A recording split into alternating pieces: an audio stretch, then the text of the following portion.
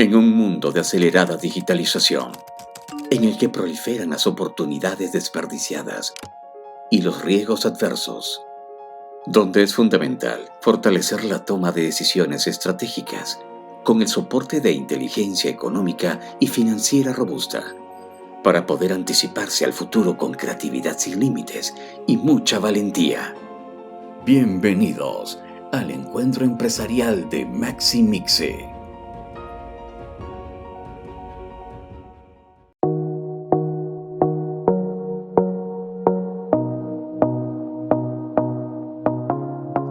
Muy buenas tardes a todos los socios del CACER. Como es de costumbre, vamos a iniciar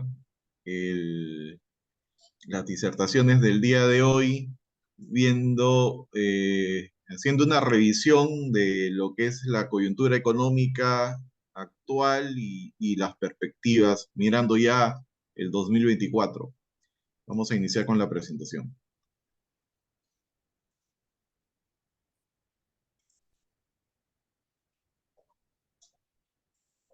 ¿Me confirmas, Mario, si es que ya se está visualizando? Listo, Henry. Muy bien. Bien, actualmente nos encontramos frente a lo que es un panorama económico global sumamente desafiante, que, en el que está primando la desaceleración económica mundial, ¿no? Y esto plantea una serie de preguntas cruciales, donde la principal tiene que ver con si existe o no la posibilidad de una próxima recesión. Si analizamos esta primera diapositiva, lo que observamos es que hay indicadores claves como el PMI de manufactura y el PMI de servicios que reflejan una evidente tendencia hacia la desaceleración, y que esto tiene obviamente implicancias directas en lo que es el comercio mundial y en la actividad económica general. Hay que tener en cuenta que estos indicadores son un reflejo de una salud económica global que está perdiendo distancia respecto de lo que fue el crecimiento que se tuvo en el 2021, y a partir de inicios del 2022 a lo que nos encontramos hoy, el entorno está dominado por la desaceleración, ¿no? Una desaceleración en el sector manufacturero y en el sector servicios, lo que nos da cuenta es de posibles contracciones tanto en demanda como en producción, y que va a tener un efecto en cascada en otros sectores por las interrelaciones que existen entre estas dos actividades productivas con el resto de la economía, y también vinculaciones directas con lo que es el comercio internacional. En fin, en este contexto eh, es esencial que como empresarios nos mantengamos con una visión crítica y sumamente adaptativa, analizando este tipo de indicadores para generar nuevas estrategias que tengan consecuencia con el futuro próximo, ¿no?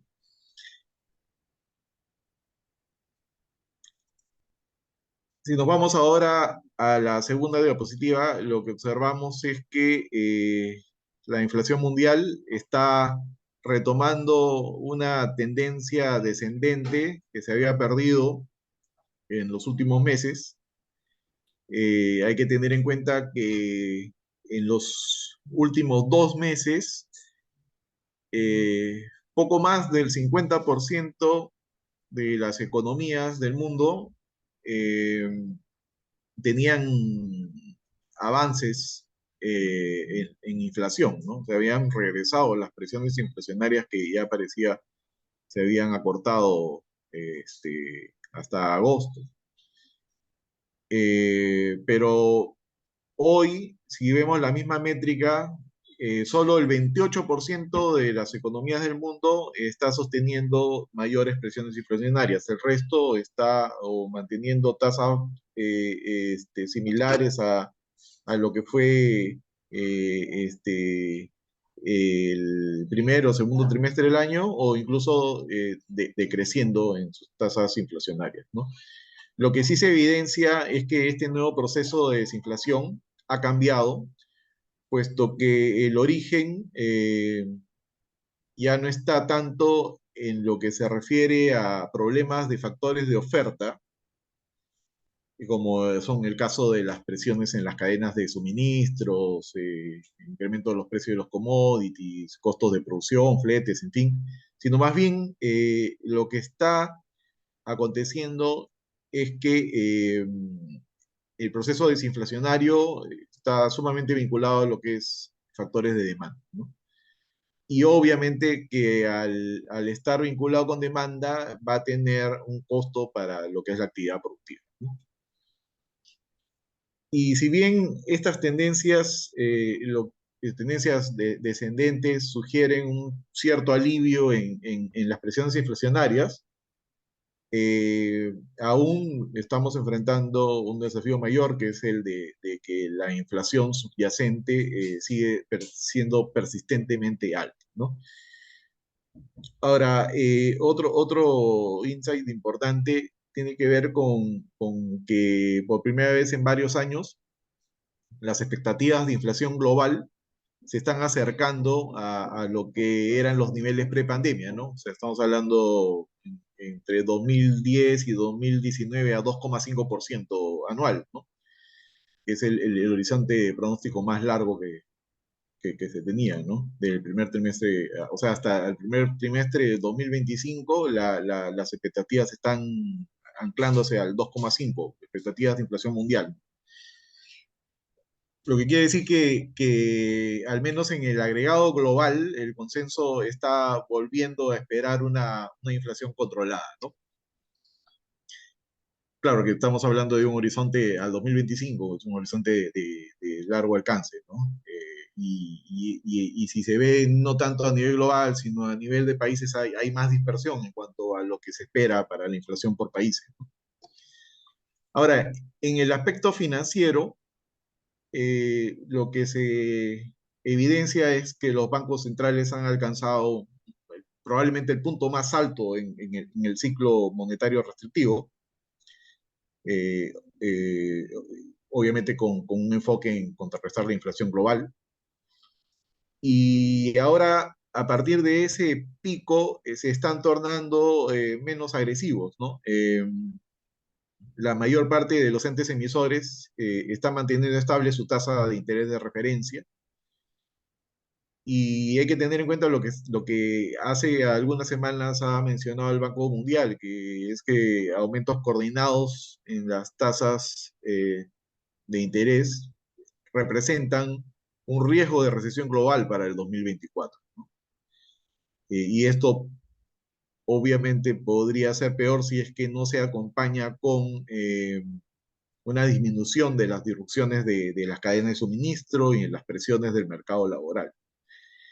En ese sentido, la probabilidad de recesión a nivel mundial se mantiene cerca del 50%, con un sesgo alcista, si es que el entorno se mantiene con precios del petróleo elevados, con más inflación subyacente que la esperada, con tasas de interés en rango alto y con una curva de rendimiento de los bonos invertida, ¿no?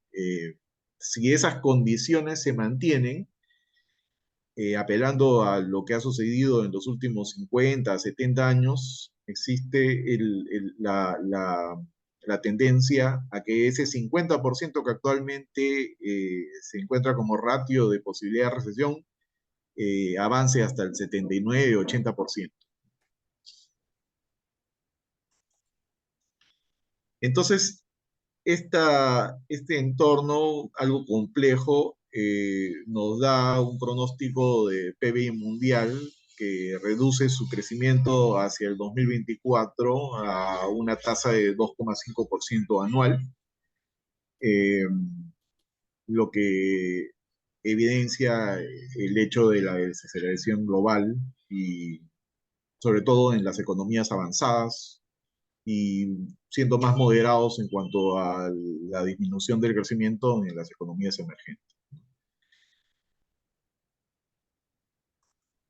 Ahora, si nos vamos al campo local, en septiembre la economía ha enlazado 5 meses consecutivos de decrecimiento, ¿no? Una contracción de 5 meses. La última vez que se registró algo parecido fue durante la pandemia, ¿no? Que incluso se llegó a 9 meses consecutivos de contracción. Y antes de eso, tendríamos que irnos pues, a mediados de la década de los 90, en el siglo XX, para encontrar algo parecido, ¿no? Por lo tanto, un hecho de este tipo, de 5 meses de contracción consecutiva, es comparable solo con una hecatombe productiva, como lo fue en la pandemia. Ahora, el balance reporta que hay sectores que están peor que otros. Por el lado primario tenemos que la minería metálica sigue en azul y la pesca se ha reactivado en virtud de la apertura de la segunda temporada de pesca en Choveta, que va viento en popa. Mientras que en el caso de los sectores no primarios, hay muchos resultados negativos, hay un magro comportamiento sostenido de la manufactura, como ya lo vimos en el encuentro del mes pasado, y también la construcción, que no está en el mejor de sus momentos.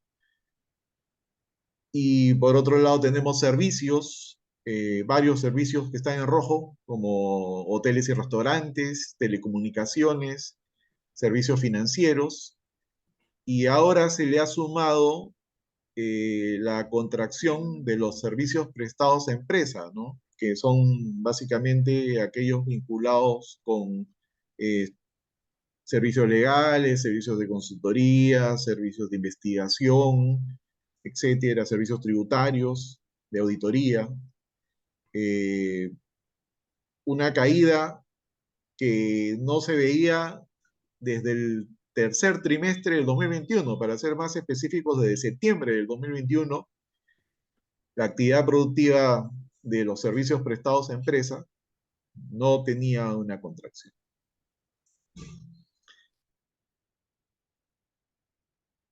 Y bueno, uno al observar el mapa de calor de las actividades productivas, uno se pregunta por qué es que está cayendo de esa manera cada una de estas actividades productivas, y probablemente alguno podría pensar que tiene que ver con las condiciones climáticas adversas que en las últimas semanas o tal vez un mes, mes y medio se dejan ver en el entorno económico nacional. Pero si bien el efecto del aumento de la temperatura eh, probablemente sí sea un factor decisivo para lo que es el sector agropecuario, para el resto de actividades productivas no lo es tanto por ahora, y más bien esas retracciones están más ligadas a lo que es la debilidad de la demanda interna. Y si podemos observar, esa situación no creemos que en el muy corto plazo vaya a mejorar, puesto que viendo indicadores anticipados, como es el caso de la demanda de electricidad en noviembre, vemos que en términos anualizados, esta incluso está cayendo, ¿no? Cerca del 2%. Entonces anticipamos que octubre y noviembre no van a ser 2 meses de una profunda recuperación, sino más bien podría mantenerse en una tendencia descendente.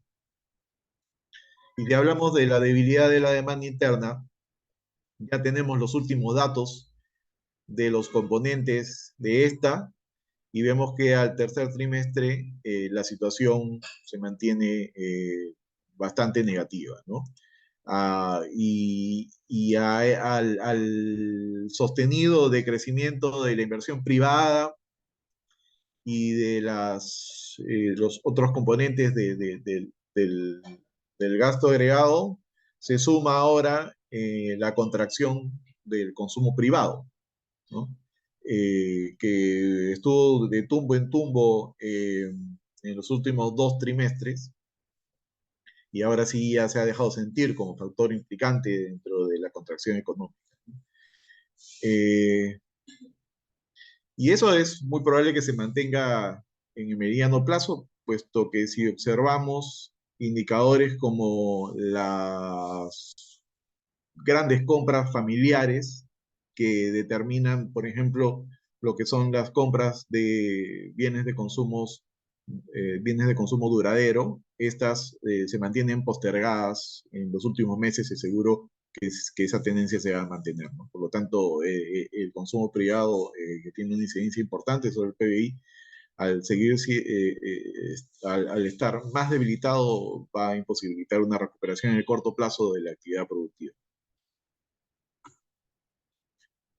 Y mirando un poco hacia el 2024, aquí tenemos una, un mapa de riesgos que en buena cuenta para el 2024 mantienen los mismos patrones del último trimestre del 2023, pero se observa cierto reacomodo porque algunos de ellos podrían generar mayor impacto.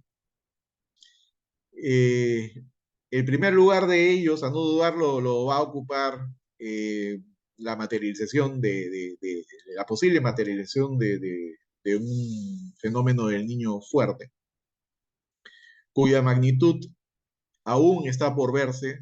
Probablemente tengamos un resultado ya más preciso hacia la segunda quincena de diciembre para saber qué tanto va a pegar la intensidad del niño.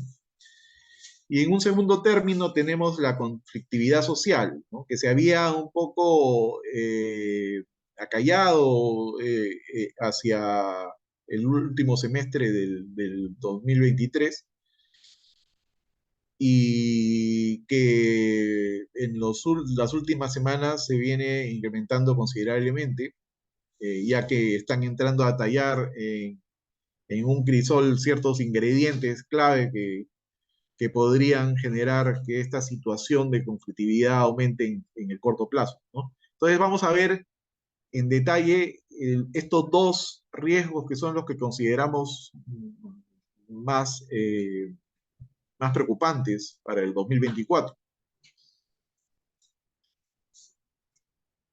En el caso del fenómeno del niño, los modelos de predicción del ENFEN nos señalan ya desde principios de octubre que la probabilidad que se materialice un fenómeno del niño costero en magnitud fuerte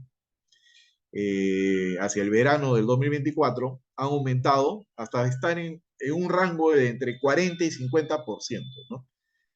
En la actualidad ya se podría decir que se descarta que tengamos un fenómeno del niño costero muy fuerte, y quedaría, como les mencioné, en la segunda semana de diciembre la ratificación de cuál sería la magnitud exacta que se tendría para el verano del 2024 en cuanto a los impactos del fenómeno del niño fuerte, ¿no? Eh, los últimos datos, como podemos observar en las gráficas de la derecha, son ciertamente inestables, puesto que si bien, como se observa en el gráfico de la derecha, el gráfico superior de la derecha, la media móvil nos indica que eh, el indicador está más en torno al rango inferior del, de la intensidad fuerte, ¿no? Mientras que si lo vemos en términos diarios, en los últimos días ha dado un salto impresionante, que ya está casi en la mitad del rango de fuerte y con una tendencia a seguir subiendo y ubicarse cerca de la zona fuerte, ¿no? Entonces, por eso, hoy por hoy, hay que ser muy cautelosos en tener una decisión, digamos, a rajatabla sobre lo que podría suceder con la intensidad del niño y esperar mejor qué es lo que sucede en diciembre, ¿no? Porque los datos están ciertamente siendo inestables. Ahora, lo que sí hay que tener en cuenta Y aquí podemos observar en esta gráfica que nos da una visión general de lo que está pasando en términos climáticos en el mundo, que hacia el sur del Perú existe una especie de lengüeta de color celeste que es un gran cúmulo de agua fría que está siendo propiciado por el anticiclón del Pacífico Sur. En caso de esa lengüeta tienda a debilitarse o a desaparecer por completo, entonces allí sí el impacto de un fenómeno del niño costero fuerte sería sumamente intenso, ¿no? Probablemente no lleguemos a un niño ni muy fuerte ni extraordinario, pero sí sería un impacto mayor de lo esperado, ¿no? Entonces hay que seguir viendo estos datos porque si esa parte celeste se va borrando del mapa, sí tendríamos un niño con unas características de mayor intensidad que lo que estamos previendo en noviembre.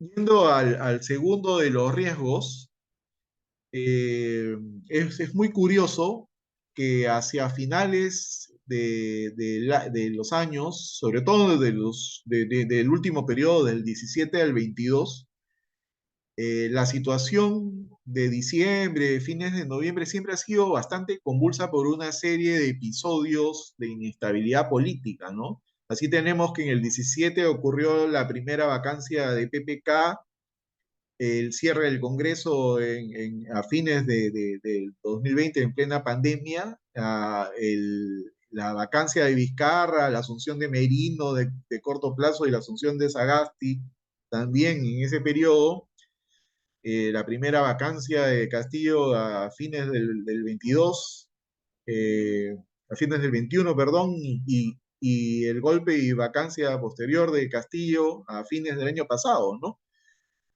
Lo que vemos es que ese nivel de inestabilidad, de una percepción de que las cosas no van bien y mucho nerviosismo por parte de la población se está acrecentando desde septiembre por una serie de episodios vinculados con corrupción que podrían generar eh, que estos indicadores que hemos visto en el tramo final de los años anteriores se vuelva a dar en el 2023. Y esto está muy correlacionado con lo que es la conflictividad social del siguiente año.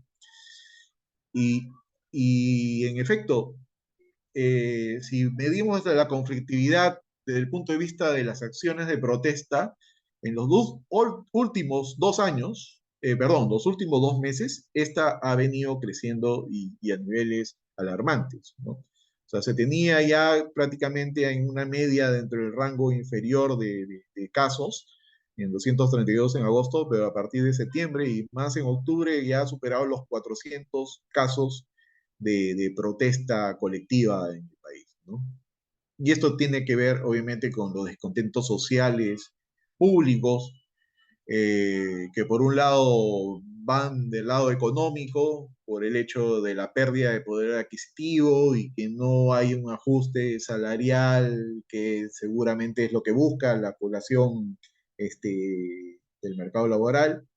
Y por otro lado, la pasividad que tiene el gobierno de Dina Boluarte para tratar de enfrentar la crisis económica, ¿no? Y eso en todas las encuestas está primando y se tiene como principal responsable a la cabeza del gobierno, ¿no? Entonces, todo eso va generando un encono que podría desembocar lamentablemente, en actos de violencia y mayores conflictos en todo el país hacia el 2024, ¿no? Y que va seguramente a recortar puntos de PBI si es que llega a niveles mayores. Eh, y obviamente que eso está generando una pérdida de confianza del consumidor, de la población y también pérdidas en la confianza del empresariado, del inversionista, que es lo que se requiere para mayor crecimiento del país, ¿no? Como se pueden observar en los últimos indicadores, de la actualidad empresarial como de las expectativas económicas a futuro, todas están en rojo, ¿no? Las ventas y las órdenes de compra se han venido al suelo después de tener desde principios de año cierta tendencia a la recuperación, o por lo menos a levantar cabeza. Ahora no, ya todo está yendo en rojo y hacia los niveles más bajos de expectativas, tanto expectativas en el corto plazo como incluso en el expectativas hacia un año. Eso nos lleva a pensar, y sobre todo por eventos como el fenómeno del niño costero, que los dos primeros trimestres del 2024 no van a ser muy agraciados como para poder conseguir una tasa de crecimiento relativamente importante.